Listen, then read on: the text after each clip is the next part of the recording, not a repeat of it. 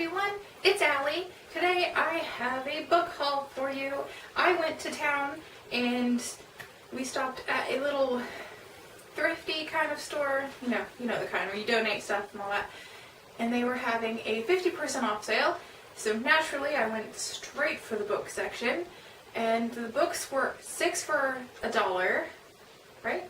Yeah, 6 for $1, but since they were having the 50% off sale, it was 12 for $1, because, 6 for 50 cents, and then, yeah. Okay, so I got 12. Sorry about that. I got 12 books. They're in a bag, like this. There's so many. These aren't in any kind of specified group, genre thing, so there's just all kinds of stuff. The first one is this one, which is The Old Core, and it's by Johnny M. Clark, who also wrote Guns Up and Semper Fidelis, which I didn't know he wrote those, but they're all paperback, by the way, because these were the ones that were on the 6 for $1 deal. The hardbacks weren't, and there weren't many good hardbacks. Only 3 out of 100 Marines make it to the elite unit of the Corps, the Para-Marines, but PFC Jesse Slate is one of them. Destined to battle his way across the Pacific from the grueling training camps of North Caledonia to the brutal slaughter ground of Bougainville? Oh, jeez. He joins in a bond of blood with Broken Wing, the toughened fellow leatherneck whose native Navajo becomes the unbreakable code against the Japanese. Interesting. I haven't really read the backs of these yet, so this will be cool. With their fellow Marines, they risk everything for the reconquest of the Solomon Islands in one of the most astounding, sorry about the lighting, outstanding deceptions of World War II, and Jesse Slate must carry the guilt of a lifetime purchased by a comrade's death. Most of all, he'll discover a love and loyalty that only those who wear the uniform can truly know. Devotion to the extraordinary band of brothers known as the Corps of Marines. So that's going to be cool, I think. I also have to distribute these throughout the... Does this have pictures? Oh no, it's one of those pieces of cardboard. I also have to distribute these throughout the bookshelf, and I'm not looking forward to doing that. Sorry about the lighting, if it's changing, because it has a sticker. Because the sun's going in and out of clouds, as you all know. The next one is Revenge in Exile. It is by Scott McCauley, and there's a sticker. I might try to take that off. I might not. I don't know. With crime lords openly challenging the Mexican government for control of the country and an exiled former Mexican president plotting his return to power, Mexico City is a ticking time bomb. That can't end well. And one that an ambitious UN National Security Advisor can use to his own ends.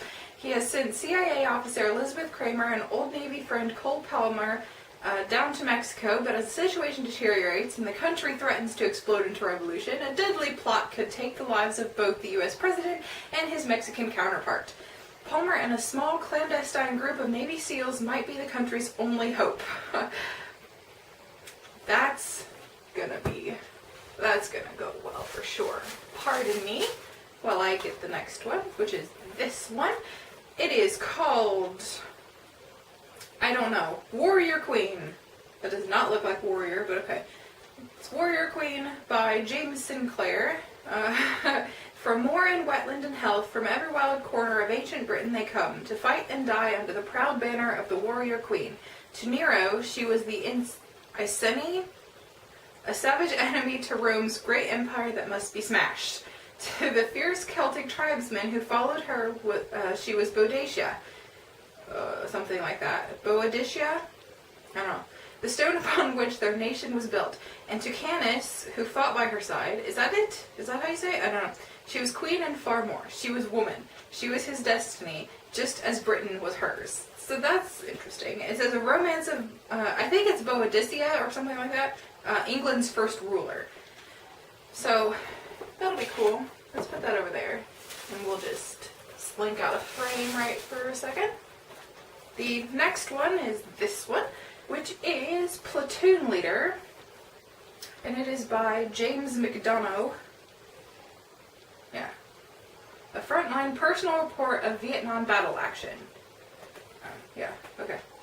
In the green hell that was Vietnam, men grew up quickly, and the young lieutenants, if they survived, grew up quicker than most. Here's the gripping, action-packed, true-life story of one lieutenant. Oh, it's about him. Okay, cool. James McDonough.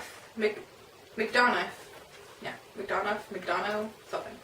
And his progress from innocent rookie to hardened warrior. He had been trained as a leader and schooled in infantry tactics.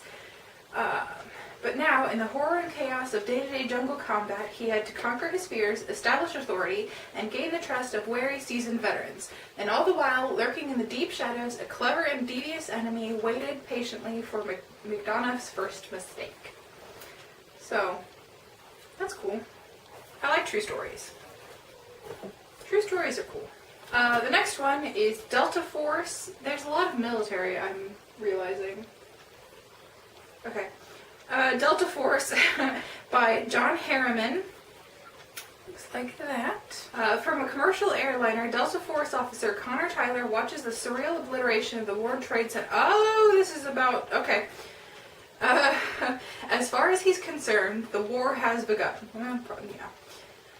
Back on land, Tyler has his work cut out for him. Swift Sword is an anti-terrorism group plan as daring as any Hollywood movie and so radical that the Pentagon buried it like a dirty little secret. But after September 11th, America must respond decisively before a second wave of terror attacks. Connor Tyler and the Delta Force feel they've let America down, and aren't about to let that happen again. They will boldly put Swift Sword into action, first in Afghanistan and then beyond, as they hit back at America's enemies with a wrath from which there is no sanctuary. Pretty sure I'm going to cry through that. That'll be awesome. Let's just slink over here and get some more books. There's so many. The next one has a little doohickey on it. Let's just get rid of that, shall we? Yeah, let's just get rid of that. The next one is this one. It is Never Say Die by Tess Gerritsen. I have another one of hers, don't I? Let you know. You probably don't know. You probably have no idea what I'm talking about. Anyways, it looks like that. 20 years after her father's plane crash in the jungles of Southeast Asia, Willie Jane Maitland, was taking a trip through hell. Saigon was teeming, hot, and dangerous, but her search for the truth about that fateful flight was about to make her life even hotter still.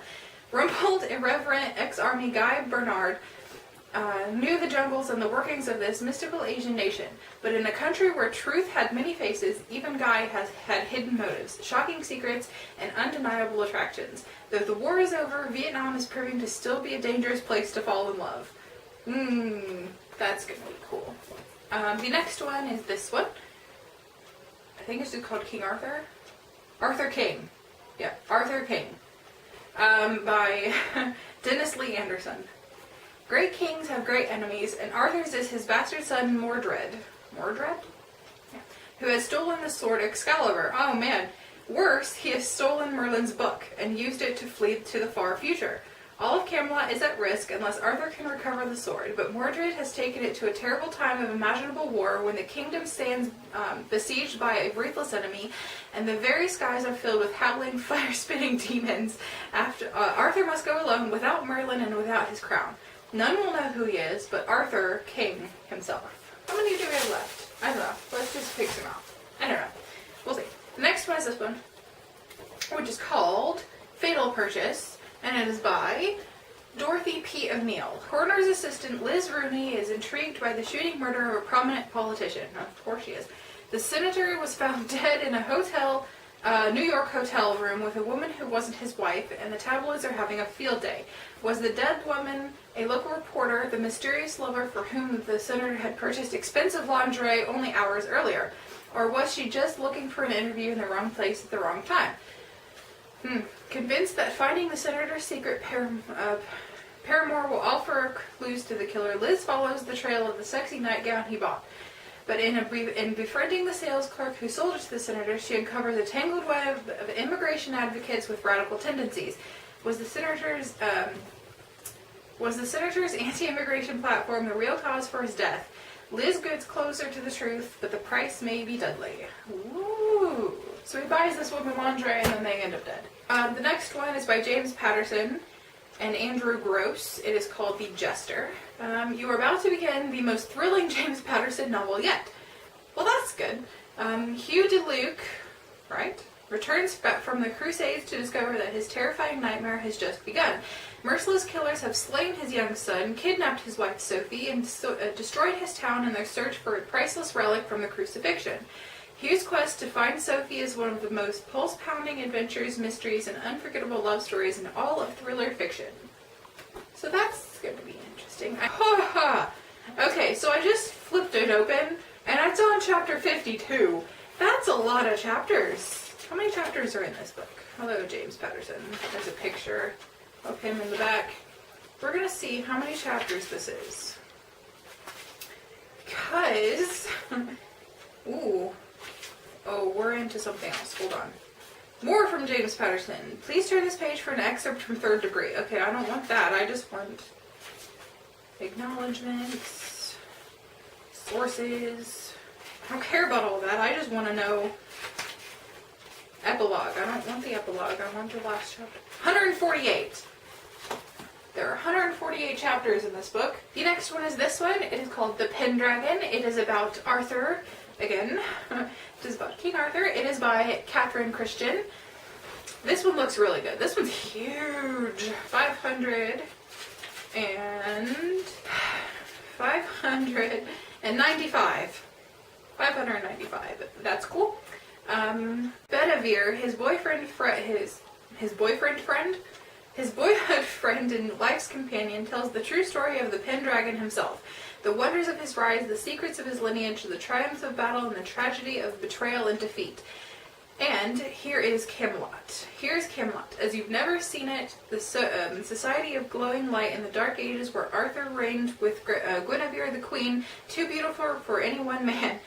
Here too is Lancelot, noble knight and friend who loved his monarch's wife and lived to rue it. And Celadon the Merlin, whose network of spies worked with such speed and brilliance that men called him magician. From devoted scholarship and with mastery skill, Katherine Christian gives us the treasure tale new meaning. I really like Arthurian stuff. Where am I going to put these? I have to put them somewhere for right now so I can get to them later to put them around. The next one is this one.